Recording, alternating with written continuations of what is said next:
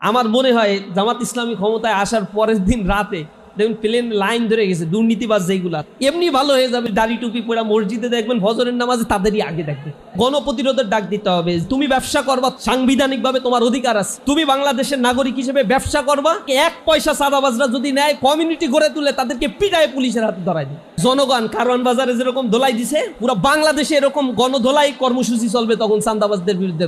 চাঁদাবাজ মুক্ত বাংলাদেশ একদিনে গড়ে তোলা সম্ভব হবে ইনশাআল্লাহ। দাঁড়িপাল্লায় ভোট দাও, তাহলে ভোট কেন্দ্রের আশেপাশে যেও না, ভয় দেখাচ্ছে আমাদের। যারা ভোট ডাকাতির চিন্তা করতেছে এই ডাকাতগুলো ভয়তে পালাবে ইনশাআল্লাহ। ওরা বিলালের কলিজা নিয়ে কিন্তু দল করে। এই লোকগুলোকে এর আগে 15 বছরে আপনারা রাস্তাঘাটে দেখছেন নাকি এত লোকগুলো কোথা থেকে আসে? এই যে সন্ত্রাসগুলো যারা করছে আন্তঃকোন্দলে এখন পর্যন্ত 217 জন মানুষকে যারা হত্যা করছে, যে আন্তঃকোন্দল এই পেশি শক্তিগুলো দেখাচ্ছে, এই ক্ষমতা এই শক্তি এতদিন তাদের কাছে কোথায় ছিল? কি কারণে ছাত্র সংসদ নির্বাচনগুলো তাদের ভালো লাগে না? তারা জনগণের ম্যান্ডেটকে এখন ভীত